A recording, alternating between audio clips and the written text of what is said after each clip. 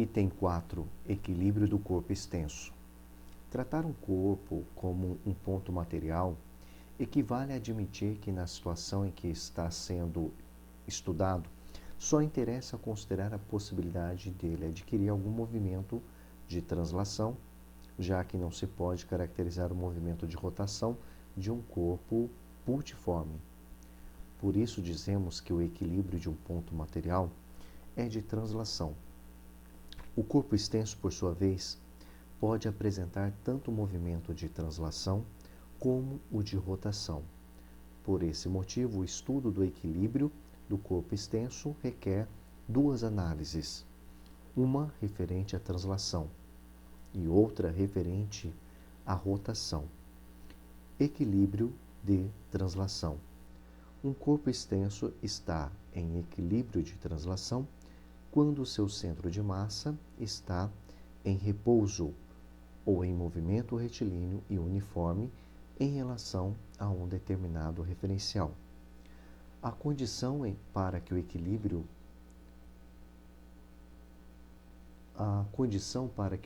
de translação de um corpo extenso ocorra é que a resultante das forças externas nele atuam sejam nulas, pois desse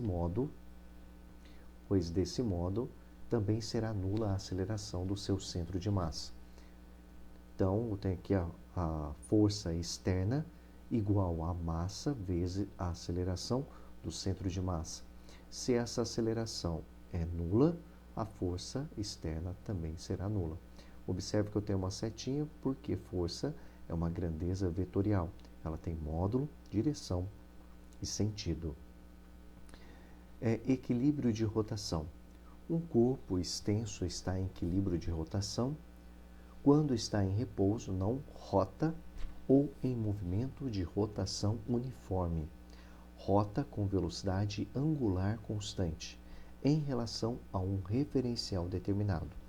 A condição para que o equilíbrio de rotação de um corpo extenso ocorra será visto na seção 7 deste capítulo. Na estática são considerados apenas corpos extensos em equilíbrio estático, isto é, corpos em repouso, tanto em relação à translação como em relação à rotação, corpos que não transladam nem rotam. Seção 5. Momento escalar de uma força em relação ao eixo. Estudaremos agora uma grandeza capaz de medir a eficiência de uma força em produzir rotação em um corpo. Para isso, consideremos três situações práticas. Situação 1. Uma pessoa deseja abrir uma porta, como representa a figura a seguir. Para isso, ela precisa aplicar uma força que vamos supor seja ela perpendicular à porta. É fácil constatar que a eficiência da força em fazer a porta rotar é tanto maior quanto maiores forem sua intensidade e a distância entre o local onde ela é aplicada e o eixo de rotação, eixo das dobradiças. Situação 2. Um motorista do caminhão, representado na figura, está tentando desapertar um parafuso de uma das rodas com uma chave. Se esforçando-se ao máximo, ele não conseguiu seu intento, poderá fazê-lo acoplando um cano de ferro à chave, de modo a aumentar a distância do local onde aplica a força até o eixo de rotação do parafuso. Situação 3. A gangorra também é um sistema que permite investigar a eficiência de um corpo em produzir rotação. Eu tenho aqui um menino representado A e um menino B. Temos aqui um eixo de rotação, aqui está a distância D e aqui está a distância 2D. Observe que eles estão em equilíbrio. Verifica-se se o peso do garoto A é o dobro do peso do garoto B, é necessário que a distância de B até o eixo E seja o dobro da distância de A até esse mesmo eixo, para que ambos fiquem em equilíbrio, como mostra a figura anterior. De acordo com as situações que acabamos de descrever, podemos concluir que a eficiência de uma força em produzir rotação em um corpo é tanto maior quanto maiores forem sua intensidade e a distância entre a reta que passa pela força, denominada linha de ação, e o eixo de rotação do corpo. A grandeza física que mede essa eficiência é denominada momento ou torque. Para definir escalarmente essa grandeza, considere um corpo sob a ação da força F e um eixo de rotação real ou imaginário perpendicular ao plano da figura e passando pelo ponto O, polo do momento. A força F e o ponto O estão no plano do papel. Então, nós temos aqui o corpo, nós temos o ponto O, a linha de ação da força F e a distância B. Então, aplicando a força, esse corpo tenderá a fazer um movimento de rotação no sentido anti-horário. Então, a distância B de O até a linha de ação de F denomina-se braço de F em relação a O. Então, vamos definir agora o momento escalar da força F, ou torque da força F em relação a O, é o produto da intensidade dessa força por seu braço em relação a O, precedido de um sinal algébrico arbitrário. O momento escalar da força F é igual a mais ou menos F vezes B. O B é o nosso braço de alavanca, a distância do eixo de rotação até a linha de ação da força. Aí, a finalidade do sinal algébrico, mais ou menos, é distinguir os momentos que correspondem a uma tendência de rotação no sentido horário daqueles que correspondem a uma tendência de rotação no sentido anti-horário. Em cada problema deve-se convencionar o sinal, que será atribuído ao momento. Pode-se considerar positivo, por exemplo, o momento de uma força capaz de produzir rotação no sentido horário, e negativo, o momento de uma força capaz de produzir rotação no sentido anti-horário. Observe as imagens. Nós temos ali a força F, nós temos aqui a força F, nós temos a linha de ação, nós temos aqui o ponto O, nosso ponto de referência em que este corpo vai rotacionar, vai girar, e nós temos a distância B, que é o nosso braço de alavanca. Então, aplicando a força nesse ponto aqui, esse corpo tende a realizar um movimento no sentido horário. Então, a gente vai estabelecer como positivo. E se eu inverter aqui o sentido, né, da aplicação da minha força, esse corpo vai tender a girar no sentido anti-horário. Aí eu vou estabelecer a meu critério, né, como negativo, tá? Então, tem um momento positivo, quando o corpo tender a girar no sentido horário, e negativo, quando ele tender a girar no sentido anti-horário.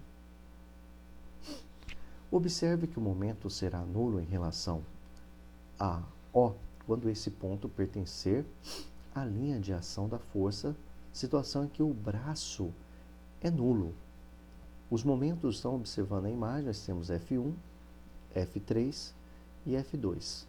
E nós temos ali ponto O. Os momentos das forças F1, F2 e F3 são nulos em relação ao polo O. Porque aplicando as forças nessa direção, nós não vamos conseguir fazer esse corpo girar. As unidades de medida do momento são obtidas pelo produto de uma unidade de força por uma unidade de comprimento.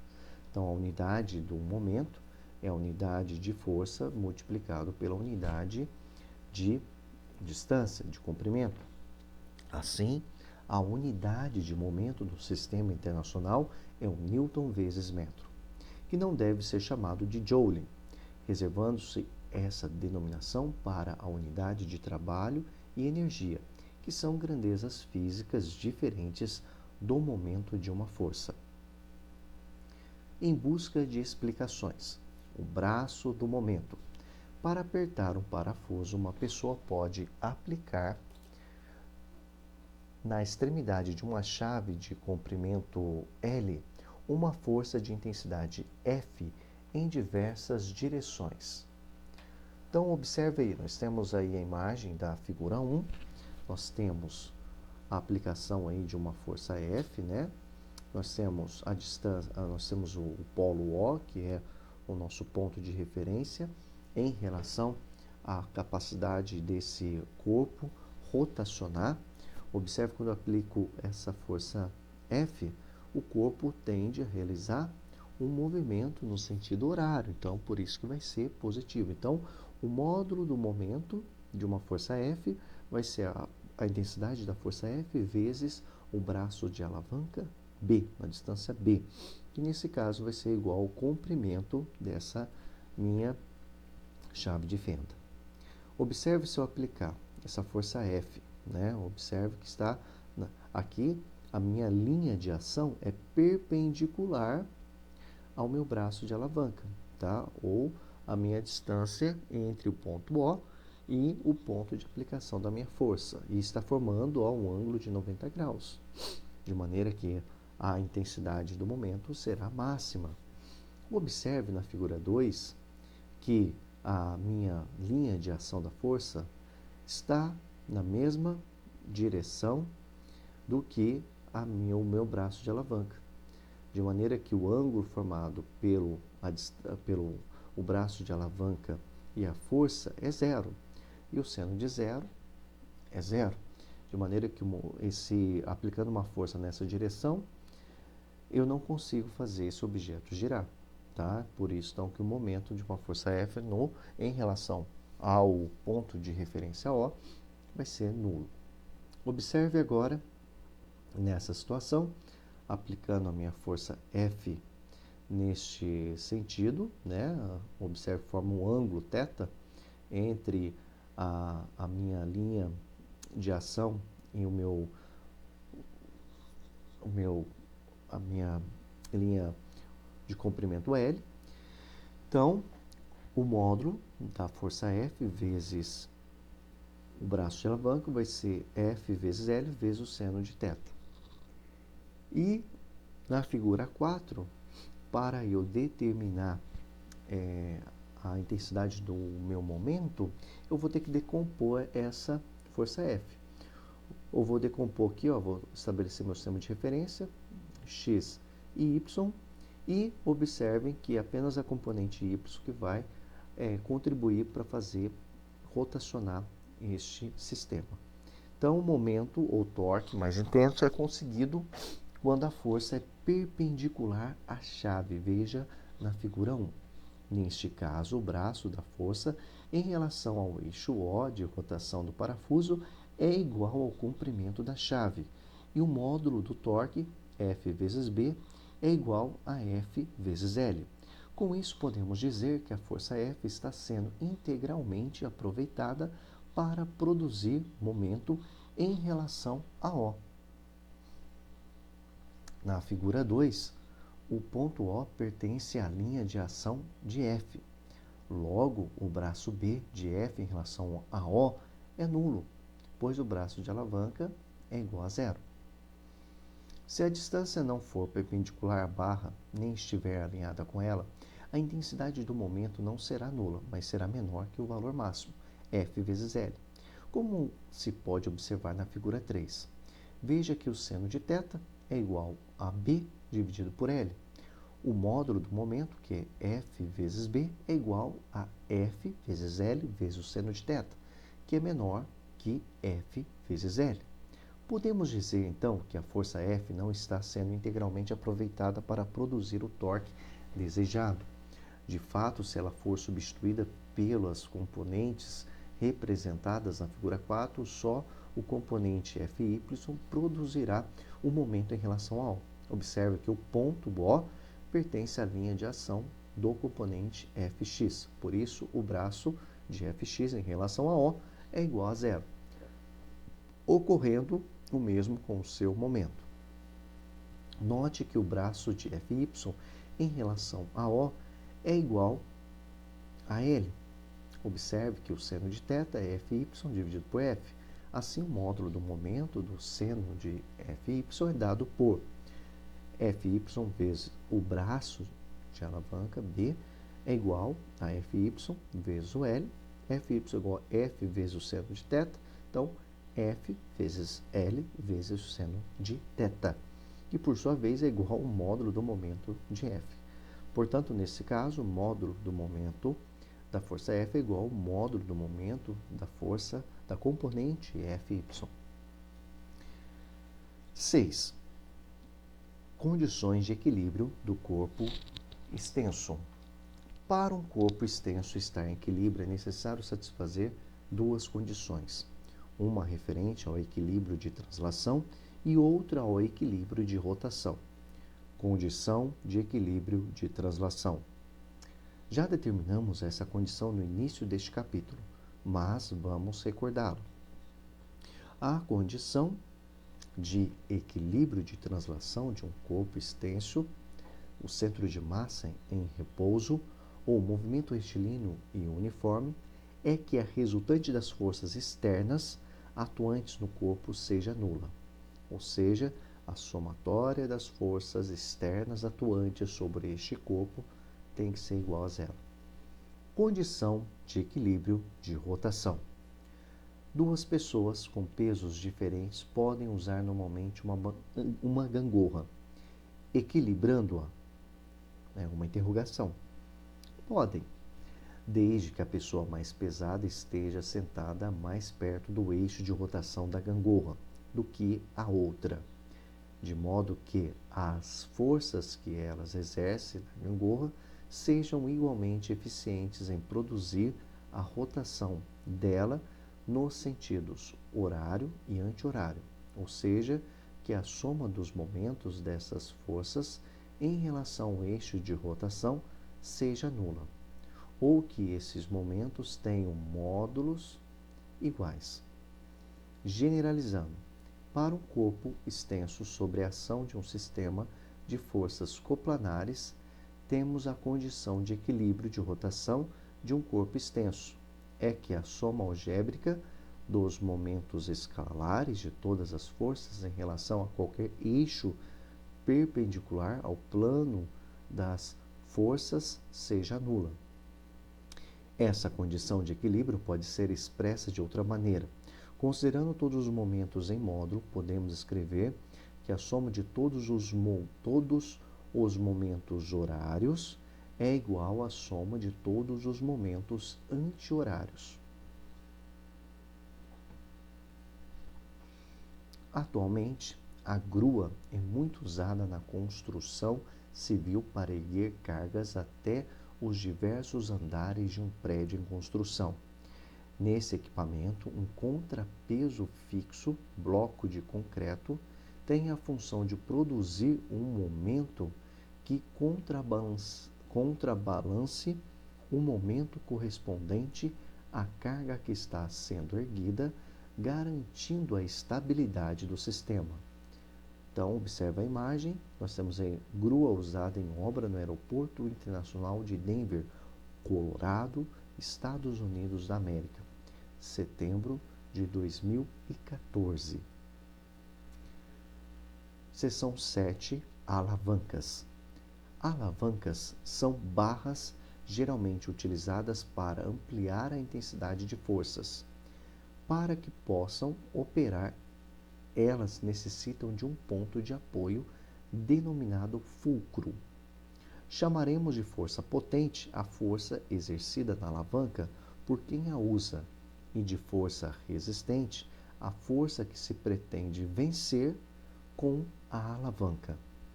Existem 3 tipos de alavanca: interfixa, interresistente e interpotente. Alavanca interfixa é um tipo de alavanca em que o fulcro ponto de apoio está entre os pontos de aplicação de Fp, força potente, e Fr, força resistente, como ilustra a figura a seguir, em que Bp é o braço da força potente e Br é o braço da força resistente, ambos em relação ao fulcro. Então, nós temos aqui o fulcro, nós temos a força potente e nós temos aqui a força resistente. A força potente tende a fazer o sistema girar no sentido anti-horário e a força resistente no sentido horário. Se desconsiderarmos a massa da alavanca suposta em equilíbrio, poderemos afirmar que em relação ao fulcro, o momento horário da força resistente é, em módulo, igual ao momento anti-horário da força potente. Então, como os módulos são iguais, força potente vezes o braço de alavanca em relação à força potente é igual a força resistente multiplicado pelo braço de alavanca da força resistente. De maneira que a força potente vai ser igual, então, ao produto da força resistente vezes o seu braço de alavanca dividido pelo braço de alavanca da força potente. Fazendo Br menor que Bp, temos que Fp menor que Fr. Essa é a vantagem do uso da alavanca interfixa. Em um alicate, por exemplo, temos um par de alavancas interfixas operando em conjunto.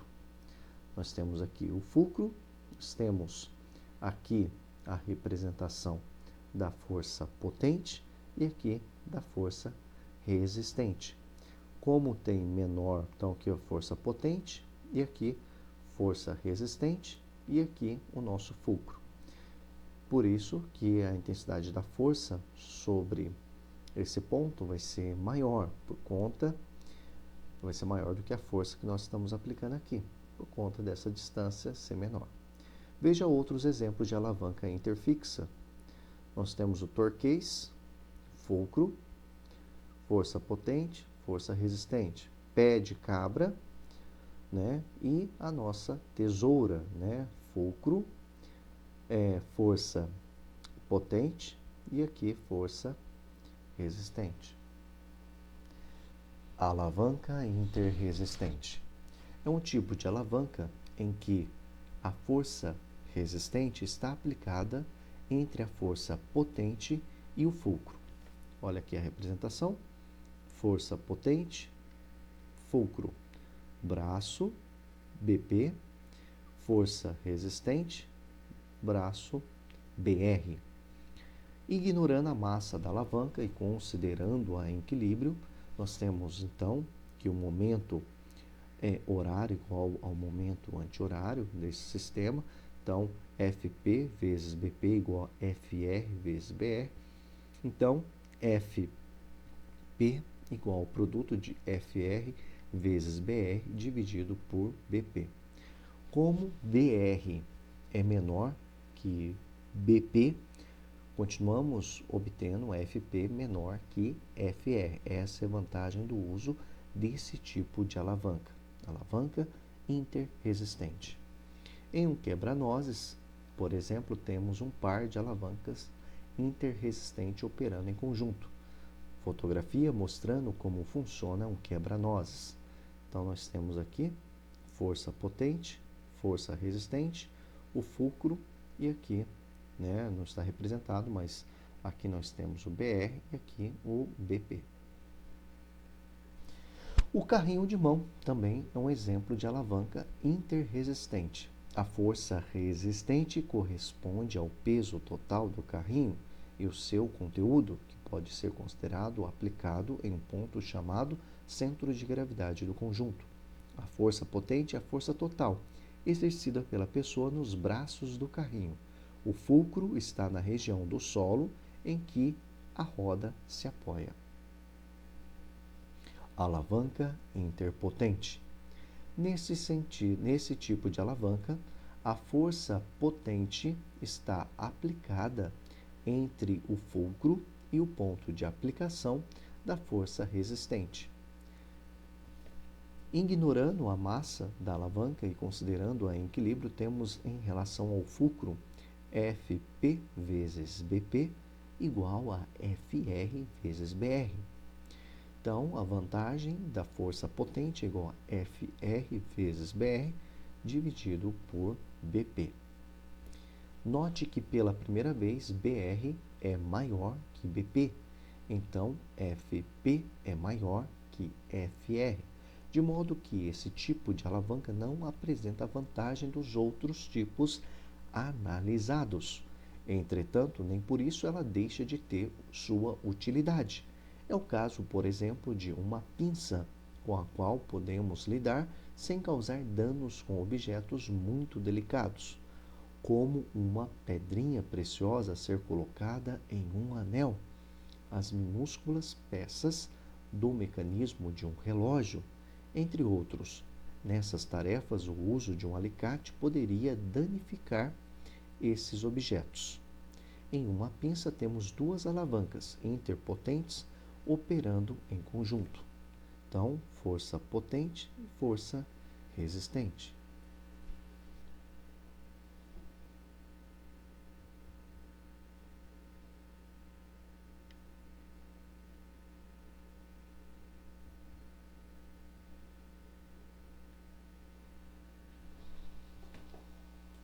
Algumas alavancas nos seres vivos, ampliando o olhar. No corpo humano. No corpo humano, articulações são regiões em que dois ou mais ossos estão combinados para produzir movimentos. Esses ossos são alavancas fundamentais para que se possa abrir e fechar a boca e movimentar braços e pernas, por exemplo. Eles são movidos por músculos com os quais se conectam por meio de tendões. Os músculos podem se contrair, mas para isso acontecer, precisam receber impulsos nervosos, sinais elétricos, do sistema nervoso central e periférico, conduzidos por nervos. Veja um caso de alavanca na alavanca no corpo humano. Observe aqui ossos, antebraço, tendão, tríceps, bíceps e o braço. O bíceps é um músculo que, ao se contrair, puxa o antebraço para cima. Ao mesmo tempo, ocorre o estiramento de um outro músculo, o tríceps. O tríceps, por sua vez, é um músculo que, ao se contrair, puxa o antebraço para baixo. Ao mesmo tempo, acontece o estiramento do bíceps. O antebraço é uma alavanca interpotente, em que o fulcro está na articulação com o húmero, osso do cotovelo, e a força potente, na situação ilustrada a seguir, é exercida pelo bíceps. Então, nós temos aqui, ó, o nosso fulcro, tá? Nós temos a força peso, né, produzido ali pelo bíceps, e a força resistente, aqui o peso do livro. Ignorando o peso do antebraço, para simplificar, podemos dizer que a força resistente no equilíbrio tem a mesma intensidade do peso do livro. Uma forte alavanca em um caranguejo. Nas tenazes de um caranguejo, mais conhecidas por pinças, encontramos alavancas também controladas por impulsos nervosos do seu sistema nervoso ganglionar ventral. Então, nessa imagem, caranguejo de espécie Ocypode ceratophthalmus em uma praia nas ilhas Seychelles. Quando o músculo A se contrai, a parte P gira em torno do fulcro O, no sentido I, e o sistema se fecha. Quando o músculo B se contrai, a parte P gira no sentido 2 e o sistema se abre. Então, representação esquemática simplificada de uma pinça. Centro de gravidade.